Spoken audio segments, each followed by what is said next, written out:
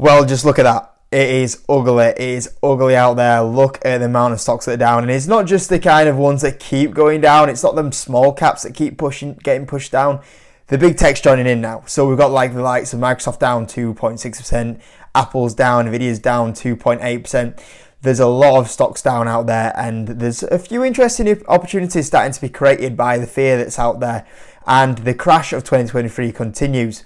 Now, if we actually look at the Fear and Greed Index now, the Fear and Greed Index is actually back in extreme fear. It flirted with it last week. It's now gone into it, and it's gone into it by a fair amount. It's now at 16, which shows you the amount of fear that is out there. And this is where stocks, when stocks are in the situation and the market's like this is where you see stocks drop so quick. You know, when you see stocks go up, it's like taking the stairs. It's nice and steady, nice and steady. Even on extreme greed, it's normally quite steady. It might be bigger steps, but it's quite steady.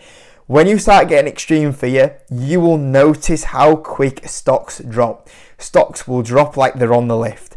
They will drop fast. You're talking stocks that maybe took 6 months to go up to, up 20%, will lose 20% in a week. That's what happens in extreme fear. And we're at that time period. And for me, as well as someone that creates this content, I always get to see an insight into the market. I get to see the insight of, are we in extreme fear? And in 2022, I saw that. I saw dismay in the comment section.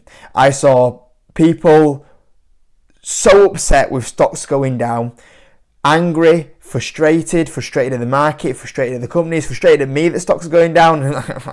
I didn't click the buy button for you. There was so many people frustrated with the market in 2022. Now, in 2023, for the first 6 months, disappeared. And in fact, we started to probably go from the neutral point of view in towards a more of a greed point of view. I wouldn't say extreme greed, but a greed point of view, where everyone started getting a little bit more happy. You started just people going in the comment section going, talk about, I'm up so on this stock, and maybe I missed out. Maybe I should buy some shares anyway at the moment. And that was the big change in the market, where people went from, I'm willing to buy stocks even though they're up 100%, to where we were in 2022, where everyone went, you know what, I'm not going to buy any more stocks. The stock market, I'm not going to buy into stocks anymore. I don't like the stock market. And we rotated nearly to a full point of greed. And then we've gone back again, where people are going, you know what, I'm just going to buy ETFs. I'm just going to go put money in an a high interest account, which, to be fair, isn't actually that bad when you look at the interest that some accounts are offering right now. And for us, we've not seen high interest rate accounts for many years, so it's not actually too bad of an opportunity. That's probably why you've seen a few people maybe even sell off at the moment. But the point of view is that I'd rather do that than buy stocks at the moment. Realistically, how long is that high interest rate account going to last for? And will you get stocks at this historic low levels again, where you potentially are sitting on many stocks that maybe be able to multi-bag from these levels? You won't be getting 6% a year. There could be stocks out there that you're talking 3, 4, 5x's from these sort of levels in the next 5 years, which you won't get anywhere else. But people don't want that because of the fear that's around there. Well, I'm not sure I can get those 3, 4, 5. That's what's happening at the moment. But as soon as you see the market flip, everyone will go, maybe I can get those 3 or 4, 5 times multi-baggers. So yeah, the greed is fear is true. I saw that in yesterday's comment section about Boohoo. Like, all of a sudden, boom, negativity back in that comment section. First time I've seen it that negative for a year, and obviously that's to do with the stock market. Obviously, the reason why the stocks are going down is because of this guy. We've talked about it many times before. Inflation is down at 2%, or true inflation is down 2%.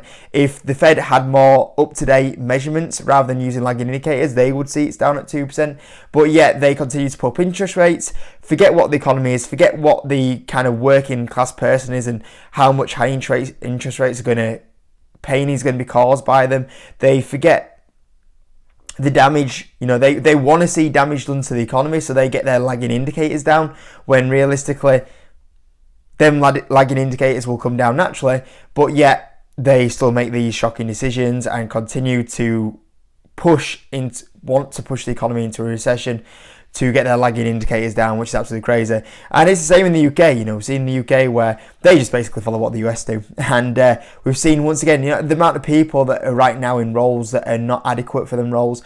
We know the likes of the UK here, where our inflation is a complete mess compared to the US, where it's not as much of a mess. But we've allowed big companies to profit off this situation. We've had the likes of Shell bring out record profit, and they're charging higher prices than what they should be, to the point where the actual CEO of Shell came out and said, hey, you should probably tax us a bit more, we're making a bit too much money. And even then the UK government were like, well, nah, you're all right. And the amount of big companies that have been able to profit off the situation in the UK and being the main cause of inflation being high is shocking. The people in the power in the UK are poor.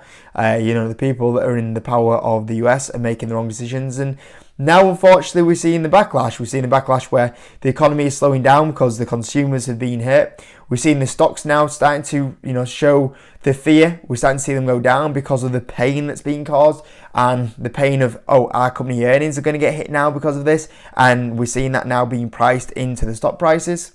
And it's a really ugly time out there. The S&P is now down 8%. It's 2% off a crash.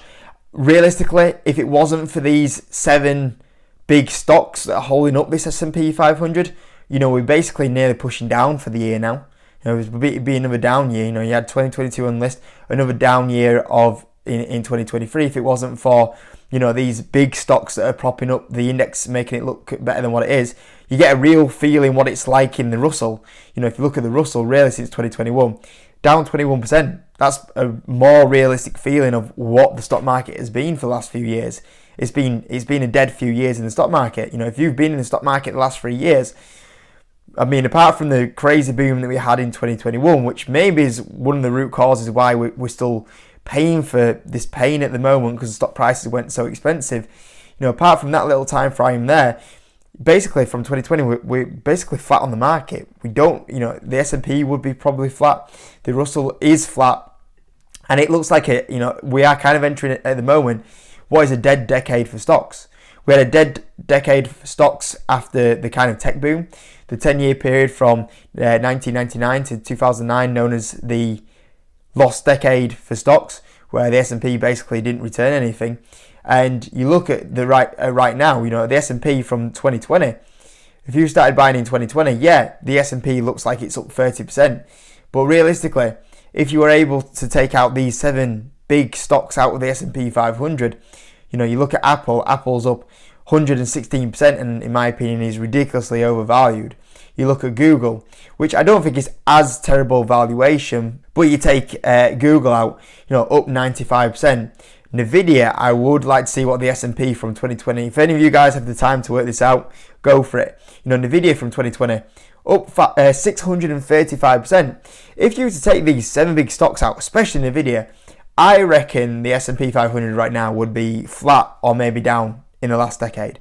So we would have 3 years of stocks doing nothing if it wasn't for these stocks. And this is a big thing. If you have not bought the 7 big stocks, or even if you've got maybe 1 or 2 in there of your portfolio, if you're actually up this year, you're actually doing really well this year.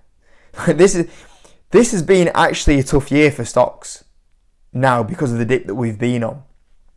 If you are actually doing okay this year, if you have green returns this year, you're doing really well. Especially if you're up over 10% this year, you're doing really well because the cracks are being covered up by them 7 stocks. You look past them 7 stocks, there's a lot of pain out there.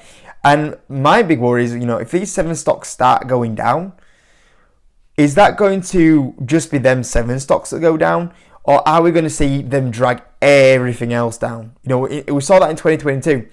2021, stocks started going down, apart from the big tech stocks. In 2022, we actually started seeing the big stocks start coming down, and that caused a lot more pain for the market. So I don't know what the market's going to do if these, them stocks start joining in, but that could be potentially what pushes us down even lower at the moment. And I actually got this here for you guys, which was new 52-week highs and lows. And I'm a little bit gutted because it's refreshed. But yesterday I got this ready, and I think the new 52-week lows in the US or on the Nasdaq was 443 new lows. 52 close. 443 new lows. That's how bad it is out there. That's how bad it is. 443. You would not guess it because you look at the S&P 500 and once again it's been held up by these stocks. But out there, there's stocks diving everywhere. There's stocks pushing lower and lower and lower. And, Tyson Foods, it's not really a stock that interests me. This is normally a stock that's a relatively safer kind of company. And, you talk about a stock here that was $92 in 2022. And then you look at this one here, down 46% for Tyson Foods. A company that's paying nearly a 4% dividend yield. To put you in context how high that dividend is now because of that combination of that share price coming down, normally this stock has sit around about a 1% dividend yield.